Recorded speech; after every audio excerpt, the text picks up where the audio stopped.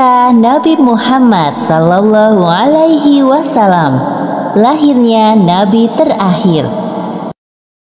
Ribuan tahun lalu, Mekkah hanyalah sebuah lembah di tengah padang pasir, tempat persinggahan para kafilah dagang yang kemudian diubah menjadi sebuah kota di masa kekuasaan Nabi Ismail alaihi salam. Kota Mekkah juga menjadi saksi atas lahirnya Khatamul Anbiya, penutup para nabi. Beliau adalah Muhammad bin Abdullah. Nenek moyang Nabi Muhammad bernama Hashim bin Abdul Manaf. Saat Hashim berkuasa, kota Mekkah terkenal dengan pusat perdagangannya yang makmur. Tidak ada yang dapat menyaingi kemampuan berdagang masyarakat Mekkah pada saat itu. Namun sayangnya, kehebatan masyarakat Mekkah dalam berdagang tidak sebanding dengan kebiasaan jahiliyah yang sering mereka lakukan. Hei, lihatlah burung itu. Sedari tadi ia terbang di atas kepalaku, lalu berbelok ke arah kiri. Nenekku pernah berkata, jika burung itu berbelok ke arah kiri, maka kau akan tertimpa sial. Benarkah ucapanmu? Ya, tentu saja. Menurut kepercayaan masyarakat jahiliyah, jika burung itu berbelok ke arah kanan, maka nasib baik akan datang. Begitupun sebaliknya. Orang-orang Arab pada masa jahiliyah sangat percaya pada tahayul. Kebiasaan jahil lainnya adalah tentang penyembahan berhala. Awal mula penyembahan berhala di kota Mekkah ketika seorang bernama Amr bin Luhai membawa sebuah berhala besar bernama Hubal dari Syam. Lalu diletakkan berhala Hubal itu di sekitar Ka'bah dan ia menyuruh orang-orang menyembahnya. Ayo cepat, bawa kemari minumannya. Kerongkonganku rasanya kering sekali. Sabarlah sebentar kawan. Bagaimana kalau kita berjudi sambil minum-minum? Tawaranmu sungguh menggiurkan. Tentu aku tidak bisa melewatkannya kali ini. Hei, kamu yang duduk di sana, panggil para penari untuk menghibur kami. Tidak hanya berjudi dan minum arak, pencurian, perampokan juga hal yang sering terjadi. Sasarannya orang asing yang mereka temui di jalan. Hei kau, cepat turun dan serahkan semua harta yang kalian bawa. Mulai saat ini, kau dan istrimu adalah budak di rumahku. Kalian berdua jangan sekali-kali berani melawanku, atau nyawa kalian melayang. Tak terasa tahun demi tahun berlalu dengan cepat. Kepemimpinan Hashim digantikan oleh pemimpin yang lebih muda dan berkompeten di saat usianya telah lanjut. Sebelum beliau meninggal, Hashim mewariskan banyak sekali harta kepada Abdul Muthalib. Wahai keponakanku, semua ini adalah harta milik ayahmu. Kau pantas mendapatkannya. Terima kasih, wahai paman. Aku akan menggunakan semua harta peninggalan ayahku untuk kebaikan. Saat ini, Abdul Muthalib berperan sebagai sikayah, yaitu orang yang bertugas menyediakan air dan makanan bagi pengunjung Ka'bah. Saat itu, Ka'bah sangat ramai dikunjungi oleh orang-orang, melebihi gereja Al-Quds di Yaman milik Raja Abraha. Namun, seiring berjalannya waktu, persediaan air semakin menipis. Pada saat itulah Abdul Muthalib teringat tentang cerita sumur Zam-Zam. Banyak orang mengatakan bahwa sumur Zam-Zam telah tertimbun tanah ratusan tahun yang lalu, jadi mustahil jika ditemukan. Sepertinya aku harus menemukan sumur Zam-Zam itu. Apalagi tugasku sekarang sebagai sikhoyah. Kemudian beliau memanggil salah satu putranya yang bernama Harits. Wahai Harits, anakku, kemarilah. Dapatkah engkau menemaniku mencari sumur Zam-Zam yang telah tertimbun tanah ratusan tahun lamanya itu? Baiklah, dengan senang hati aku siap membantumu mencari sumur Zam-Zam itu, wahai ayah. Abdul Muthalib dan Harits berpencar dalam menggali di beberapa tempat, namun tidak ada hasil. Wahai ayah, apa mungkin sumur Zam-Zam benar-benar telah lenyap tertimbun tanah? Wahai anakku, kalau kita bersabar, Allah akan memudahkan pencarian kita. Orang-orang yang melihat perbuatan Abdul Muthalib dan Harits hanya bisa mencemooh. Wahai Abdul Muthalib, mengapa engkau mengerjakan perbuatan yang sia-sia? Sumur itu telah lama hilang tertimbun tanah. benar yang dikatakannya. Bukankah dahulu nenek moyang kita, Mudzaz bin Amr, pernah mencari tapi juga tidak berhasil? Sudahlah, biarkan saja dia. Lagi pula kita telah mengingatkannya. Abdul Muthalib terbangun dari tidurnya karena mendengar suara. Ia seperti mendapatkan petunjuk tentang keberadaan sumur Zam-Zam dalam tidurnya. Keesokan harinya, dengan penuh semangat, Abdul Muthalib dan Harits kembali menggali di antara berhala Isaf dan Naila. Tiba-tiba air memancar. Ayah, lihat, ada air. Alhamdulillah. Ayo Harits, gali terus. Sekarang, dengan diketemukannya sumur Zam-Zam, Abdul Muthalib tidak khawatir lagi untuk memenuhi persediaan air dan keperluan bagi pengunjung Ka'bah. Hari demi hari berlalu, Abdul Muthalib merasa kewalahan dalam mengemban tugasnya sebagai sikayah. Untuk itu beliau bernazar. Ya Tuhan, andai saja aku punya 10 anak laki-laki yang dapat membantuku, pekerjaan ini akan terasa lebih ringan.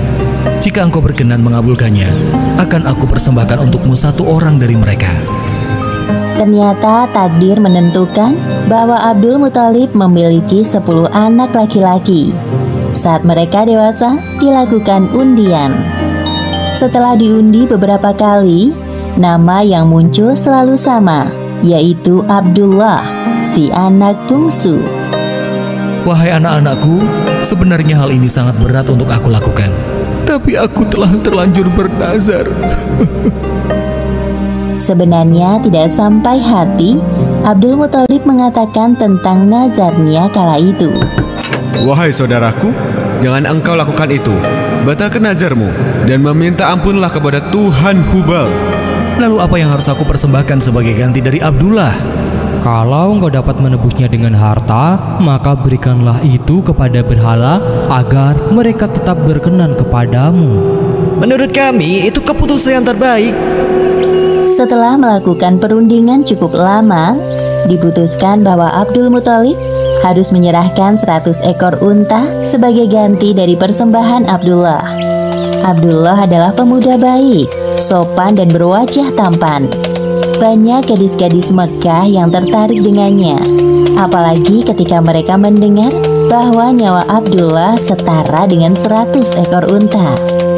Mendengar kenyataan bahwa Abdul Muthalib berencana menjodohkan Abdullah dengan anak dari Wahab bin Abdul Manaf, para gadis Mekah itu tentu kecewa. Allah Subhanahu wa Ta'ala telah menentukan jodoh Abdullah dengan Aminah, gadis yang memiliki nasab yang paling baik di kalangan suku Quraisy. Akhirnya mereka berdua menikah. Wahai istriku, musim semi telah tiba. Ini tandanya aku harus melakukan perjalanan dagang ke Syam. Pada saat itu, Aminah sedang hamil muda. Jika itu memang kewajibanmu, pergilah wahai suamiku. Meskipun sesungguhnya aku sangat berat untuk melepas kepergianmu. Simpan kekhawatiranmu, wahai istriku. Aku sekarang ini harus bekerja keras untuk calon bayi yang ada di dalam kandunganmu ini. Keesokan harinya, Abdullah berangkat bersama kafilah dagang yang lain. Aminah melepas kepergian suaminya dengan doa.